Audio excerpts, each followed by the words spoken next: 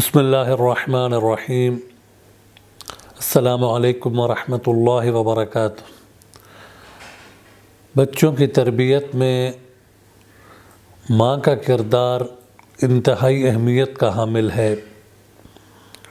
اسی لیے دین اسلام کے اندر انسان کو شادی سے پہلے بیوی کے انتخاب کے لیے بہت زیادہ تاکید کی گئی ہے کہ اچھی بیوی کا انتخاب کرے۔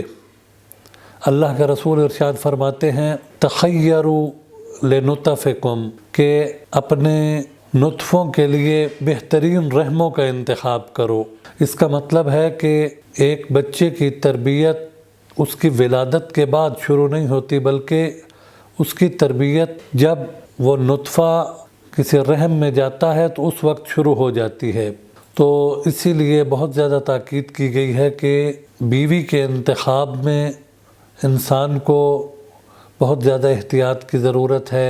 اور ایک اور روایت میں ہے کہ فَإِنَّ النِّسَاءَ يَلِدْنَ أَشْبَاهَ إِخْوَانِهِنَّ وَأَخَوَاتِهِنَّ، کہ بے شک جو عورتیں ہیں وہ اپنے ماموں یا خالہ کی شباہت رکھنے والے بچے پیدا کرتی ہیں۔ یعنی جب کوئی خاتون بچہ جنتی ہے تو اس کی شباہت اس کے ماموں یا خالہ کی طرف جاتی ہے، اس کی شباہت اس کے ماموں یا خالہ کی طرف ہوتی ہے۔ تو یہ شباہت جس طرح ہم ظاہری جسم میں دیکھتے ہیں کہ بچے کی ناک اس کی ماموں پر گئی ہے یا اس کی آنکھیں اس کے ماموں پر گئی ہیں یا خالہ کے ساتھ مشابہ ہیں، تو اسی طرح جو روحانی اور اخلاقی بیماریاں ہیں وہ بھی منتقل ہوتی ہیں، اور ننیال سے اور ددیال سے جو اخلاقی بیماریاں ہیں وہ بھی بچے میں منتقل ہوتی ہیں۔ اسی لیے کہا گیا ہے، روایت میں ہے کہ اپنے بچوں کے لیے اچھی ماؤں کا انتخاب کرو۔ یعنی اگر ہم اپنے بچوں کی تربیت اچھے انداز سے کرنا چاہتے ہیں تو سب سے پہلے ان کے لیے جو مائیں ڈھونڈیں وہ اچھے گھرانوں سے ہوں۔ اسی لیے روایت میں ہے کہ اللہ کا رسول ارشاد فرماتے ہیں ایاکم والخضراء الدمن، کہ خضراء الدمن سے بچو۔ تو اللہ کے رسول سے پوچھا گیا کہ یہ خضراء الدمن سے کیا مراد ہے، کون ہے؟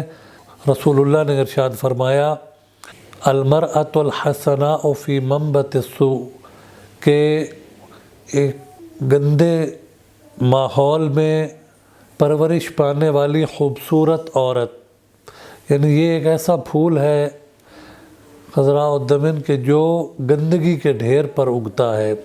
تو رسول اللہ نے ایک خوبصورت عورت جو ایک گندے گھر کے اندر پرورش پا رہی ہے کہ جس کا ماحول ٹھیک نہیں ہے، تو اس کو ایسے پھول سے تشبیہ دی ہے کہ جو گندگی کے ڈھیر پہ اگتا ہے، کہ وہ دیکھنے میں تو دلکش ہوتا ہے، خوبصورت ہوتا ہے، لیکن وہ اس کے اثرات کیا ہیں، وہ برے ہوتے ہیں۔ تو یہ ظاہری بات ہے کہ جب ایسی خاتون کہ جو ایک فاسد گھر میں پروان چڑھی ہے، تو اس سے جو اولاد پیدا ہوگی تو اس میں بھی اس کے اثرات یقیناً ہوں گے۔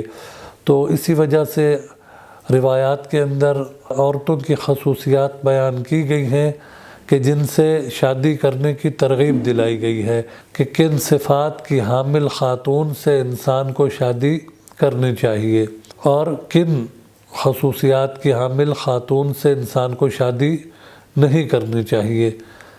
تو انشاءاللہ ہم آئندہ نشستوں میں بیان کریں گے کہ وہ کون سی خصوصیات ہیں کہ جن کو دیکھنا ضروری ہے شادی سے پہلے ایک انسان کے لیے۔